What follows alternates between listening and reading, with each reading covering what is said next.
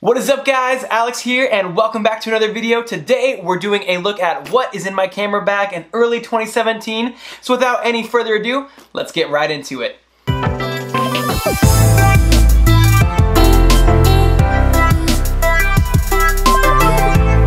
Alright, welcome back guys. So starting off with the bag itself, this is from a company I'd never heard of before. It is Bestech. It had over 600 positive 4.5 out of 5-star reviews on Amazon. It comes in under $27 as of today, February 16th, 2017, which is crazy for what you're getting. It has a super thick, nice canvas material here. It is water resistant, which will keep all of your stuff dry from the elements. It has an insert that we will look at in a second that is super durable and thick and will keep all your camera gear safe.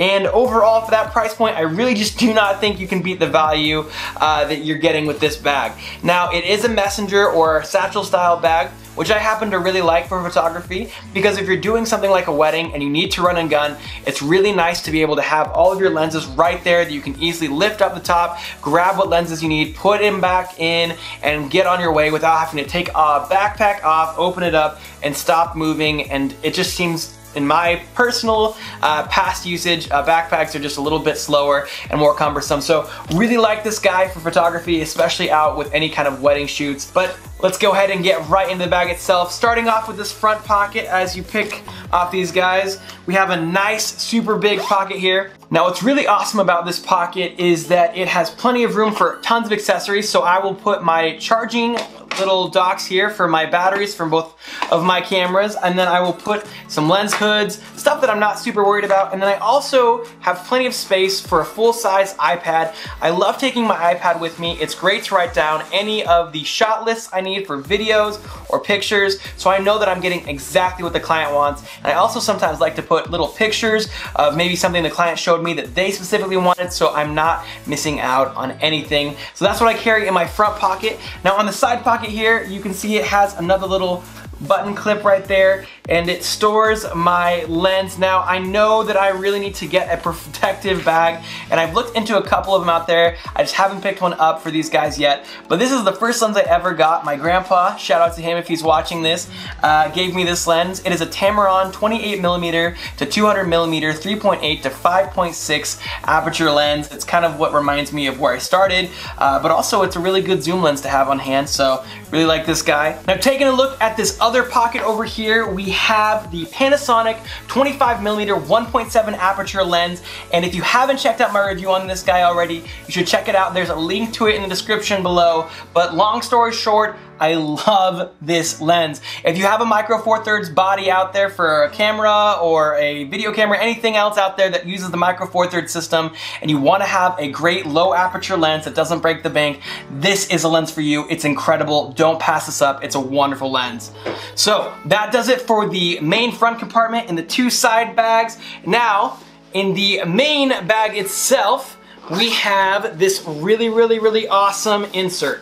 So this guy right here is a giant, super cushiony, comforty, like protective insert that goes right in the messenger bag. It has two dividers in here that you can use to kind of space out your camera bag so that it is as ergonomic as possible, fitting whatever your camera or lens needs are. And for me, it is the perfect size to fit both my Panasonic G7 and the Canon 5D Mark III. So, as I just said, the first main thing I have in here is, of course, the Canon 5D Mark III. Now, I have not done a review on this yet. It is still in the making. I am rocking the 50mm 1.8 STM, which is basically the upgraded version of the Nifty 50 from Canon. This lens is the best lens you can get for the dollar from Canon. If you haven't checked this lens out yet, every single reviewer I've ever checked out loves this lens. It's what I'm using for pretty much every and all of my shots right now. It doesn't almost ever come off of this camera. I love this lens. Workhorse of a camera, workhorse of a lens, and it's amazing. Now the other camera I have in this bag is, of course, the Panasonic G7. Now the Panasonic G7 is the best sub $1,000 camera that I believe you can get if you're wanting to start out YouTube. It's actually a lot closer to around $500 right now, especially with the sale and the addition to the Panasonic family of the Panasonic G85, which is basically the G7's big brother.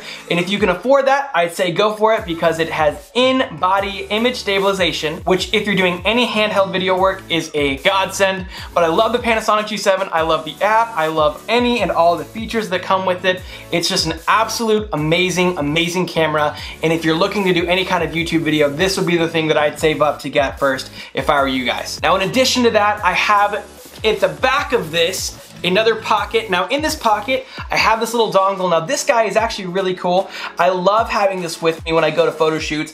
This plugs into the lightning port of my iPad or my iPhone and allows me to plug in an SD card into the other end. Now the reason I bring this is sometimes I'm really anxious to see what the pictures look like from a shoot and I can't get right to my laptop right away, or maybe I didn't have enough room to bring my laptop. I can plug this into my iPad, plug the SD card in from whatever camera I was using.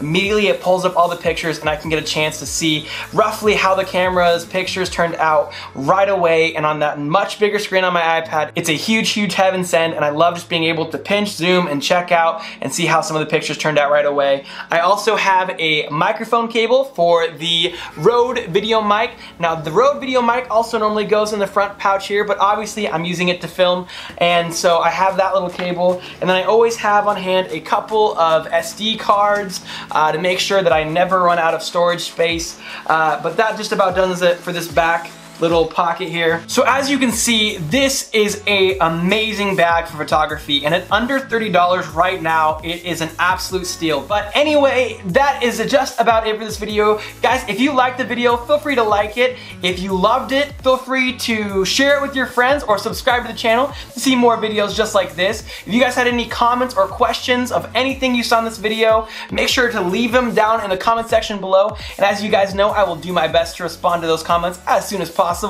Any and all video reviews or prices I can find on Amazon for anything you saw in this video, I will be leaving in the description down below. But that just about does it for this video, guys. Thanks so much for watching, and I'll talk to you guys in the next one.